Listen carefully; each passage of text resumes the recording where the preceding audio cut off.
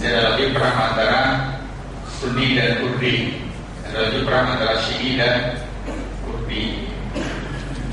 Ada 7 belum dari itu? Udah ya? Nah, nggak ada 7 peperangan tidak ada.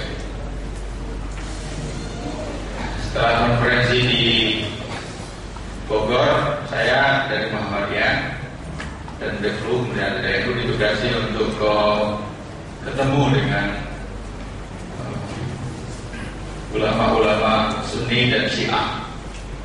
Di Lebanon kita ketemu dengan pihak Syiah dan juga Sunni, di Jordan juga, di Damaskus. Tapi kita tidak mau ke Irak ya, karena berbahaya. Ulama Irak Sunni dan Syi'i yang diundang ke Damaskus. Kita ketemu di situ. Kalau sudah kumpul Sunni Syi'i itu kita harus carikan kalimat-kalimat yang menyenangkan kedua pihak. Kalau tidak perang lagi.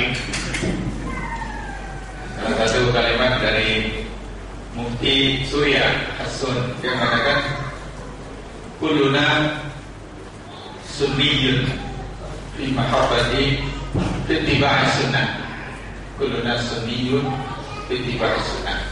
Jadi orang-orang Syiah enggak keberatan juga. Karena memang ya ikut sunnah Nabi juga. Wa kulluna syi'atun fi mahabbati ahlul bait. Semua kita ini juga Syiah dalam mencintai keluarga Nabi. Begitu saya lihat dua-duanya senang. Ini susah juga cari ungkapan yang bisa menyerangkan dua belah pihak itu. Jadi nggak ada Syiahnya ya, nggak ada Syiahnya, jadi nggak usah diucapkan itulah. Taqiyah.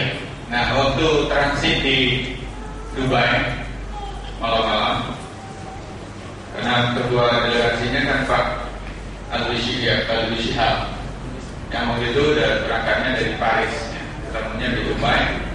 Salah satu delegasi dari Indonesia itu Deklu, Muhammadiyah, NU, dan Jalaluddin Rahmat.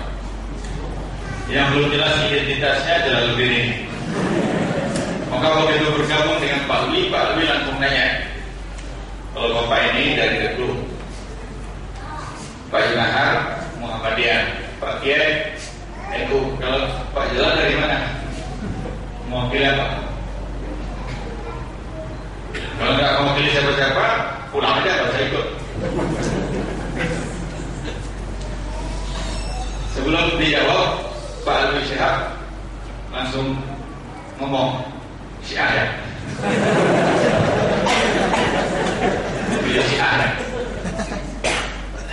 Apa boleh buat, takiyahnya harus dihilangkan. Kalau masih takiyah, nggak berangkat. Nah, pulang lagi. Baru sekali itu saya dengar Kang Jalal mengaku Syiah. Ya. Karena sudah mengaku Syiah ya sudah nggak bisa pura-pura lagi. Saya tanya, dalam ngomong-ngomong saya tanya. Saya tidak panggil Kang, mungkin karena terlalu senior dibanding saya tidak panggil Kang, panggil Pak saja. Pak Jalal. Pak Jalal itu menerima hadis Bukhari Muslim. Terima takiyah. Pak Jalal itu mencela sahabat-sahabat Nabi enggak? Enggak, kita menghormati sahabat Nabi. Itu juga takiyah.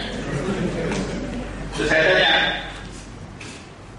semua jawaban ini takiyah enggak? Dia bilang, enggak, itu juga takiyah. Jadi mengaku tidak takiyah itu juga takiyah.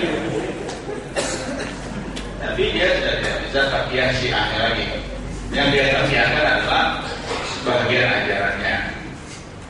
Padahal sebenarnya kalau betul-betul Syiah tidak akan menerima Bukhari Muslim, karena jalurnya bukan jalur A'imah, bukan jalur Ahlul Bait. Kalau betul-betul Syiah tentu tidak akan menerima semua sahabat.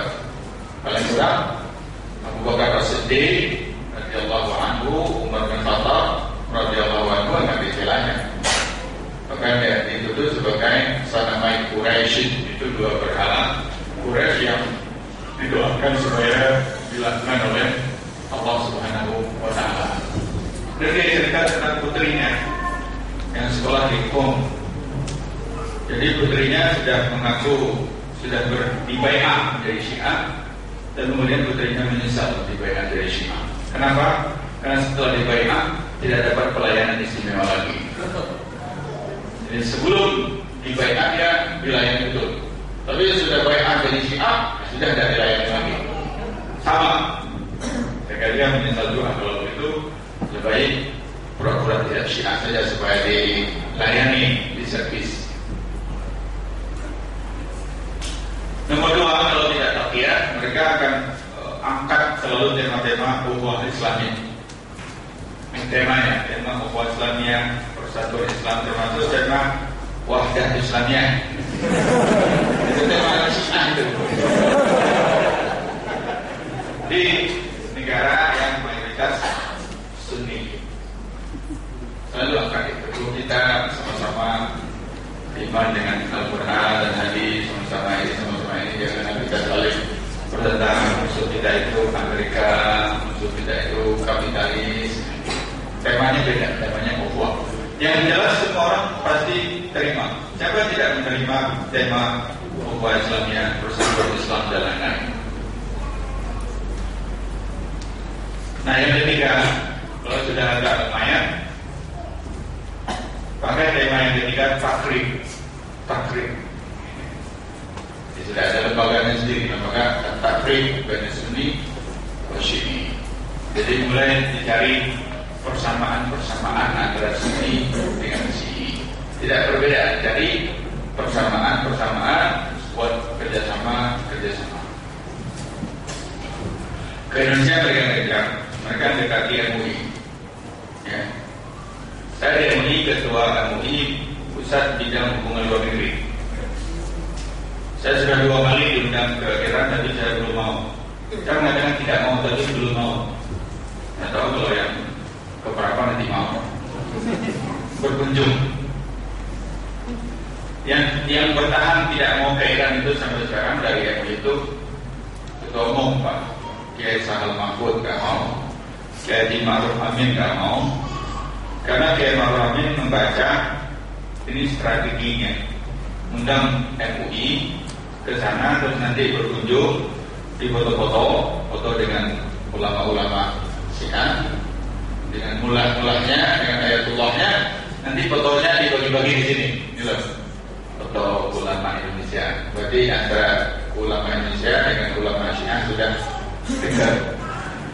Jadi akan diperalat sebagai alat untuk memberikan justifikasi terhadap kelompok Syiah. Kiai Khalil Ridwan juga tidak mau, belum mau, saya juga belum. Nah, kita kirim tidak mau saja, yaitu sekretaris, wakil sekretaris yang mudah-mudahan. Ada juga Profesor Umar Syihab mau.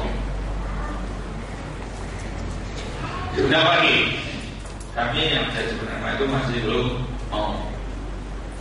Kemarin datang lagi delegasi Parlemen Iran ke MUI, saya disuruh menemui, mereka menawarkan MOU, mau membuat persatuan ulama Iran dan Indonesia. Persatuan ulama Iran dan Indonesia. Kemudian saya katakan, ya saya cuma salah seorang ketua. Kalau usulannya itu harus kita bawa ke dalam rapat pengurus MUI, tentu saja jawaban kami.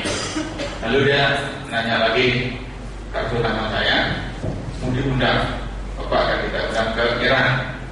Saya bilang kartu nama saya habis. Nama saya nggak mau diundang, habis. Dan di MUI saya katakan tidak ada persatuan ulama Iran dan Indonesia. Nah, itu lebih banyak mudaratnya daripada manfaatnya. Jadi sangat gencar untuk melakukan pendekatan. Nah, sekarang sudah bentuk lembaga-lembaga. Kita sebut saja karena ada 17, nggak bisa diuraikan. Nomor 1, ya ini sudah cukup lama dikenal ya, YAPI, Yayasan Pendidikan Islam atau Pesantren Islam, Bangil. Nomor 2, Yayasan Mutahari. Kalau Yayasan Mutahari ini tapi dia